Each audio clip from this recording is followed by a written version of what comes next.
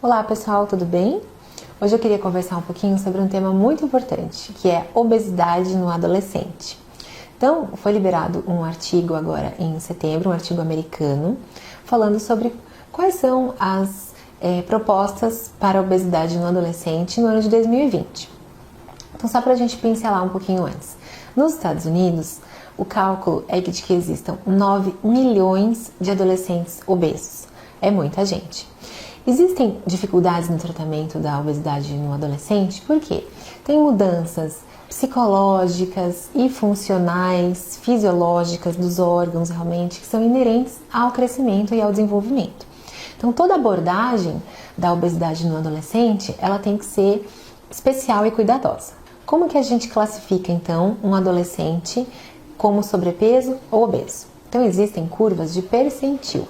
O que é isso? São tabelas prontas, gráficos, em que a gente deve analisar o peso, a altura e o IMC desse adolescente.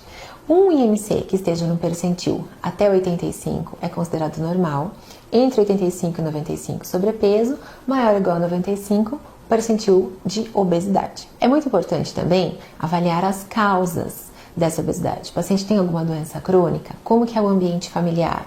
Tem estressores ambientais? Os hábitos alimentares da família? Sedentarismo? Fica muito tempo no computador? Joguinhos? TV? Celular? Tem alguma complicação? Cada vez mais a gente tem pego adolescentes já com pré-diabetes. Diabetes tipo 2, que seria do adulto, do envelhecimento. A gente já tem pego nos pacientes adolescentes. É considerada o principal ponto para o tratamento da obesidade no adolescente, que eles chamam de pedra angular, mudança do estilo de vida, uma mudança comportamental. Então isso é muito importante. Deve ser realizado com uma equipe multidisciplinar. Um endocrinologista, psicólogo, nutricionista, educador físico. Nesse artigo eles pontuam que, em média, o tempo necessário para que haja uma mudança significativa na vida do adolescente seria de 2 a 12 meses e, em média, 26 horas de contato com esses pacientes, com esses profissionais. Então, não adianta a gente achar que vai vir numa consulta com endócrino, numa consulta com um nutricionista e aí está resolvida a obesidade. Não é isso. A mudança comportamental ela é lenta e progressiva. Sempre lembrar também de tratar o ambiente domiciliar. Que tipo de comida tem na geladeira, na despensa? Como que esses pais comem? Quem cozinha? Tudo isso é muito importante. Dicas gerais, então, para esses pacientes. Primeira coisa, menos ultraprocessados. Segunda coisa, menos bebidas açucaradas. Mais frutas, vegetais e fibras. Comer mais com a família, isso também é muito importante. Não deixar o adolescente comer sozinho ou fazer sua própria comida. Comer com a família, isso é um ponto importante. Porções, sempre de tamanho decrescente. Devagar, diminuindo o tamanho do prato, diminuindo a quantidade de vezes que se repete. Devagar, sempre devagar.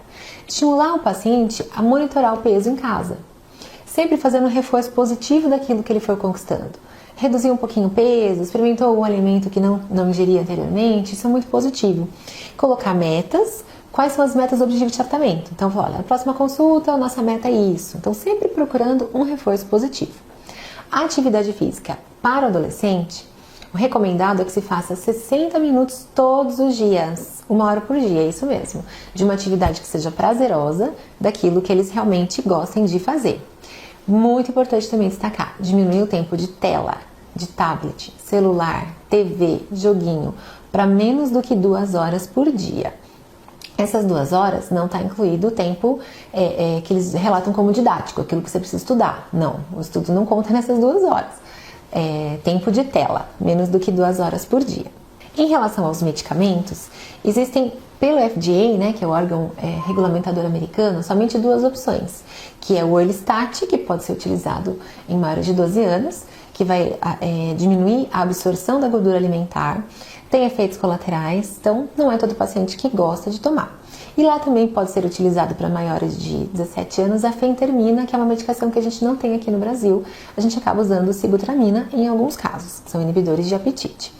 Existe uma necessidade de mais estudos para ver a segurança dos medicamentos anti-obesidade nesse grupo de adolescentes. Então existe uma lacuna de tratamento entre a modificação do estilo de vida e um tratamento eficaz medicamentoso. A gente acaba utilizando também muita coisa off-label, né, que a gente chama. O que é off-label? É um medicamento que não foi exatamente utilizado, estudado nessa população, que a gente conhece o efeito e a segurança no adulto, a gente acaba extrapolando o uso para o adolescente.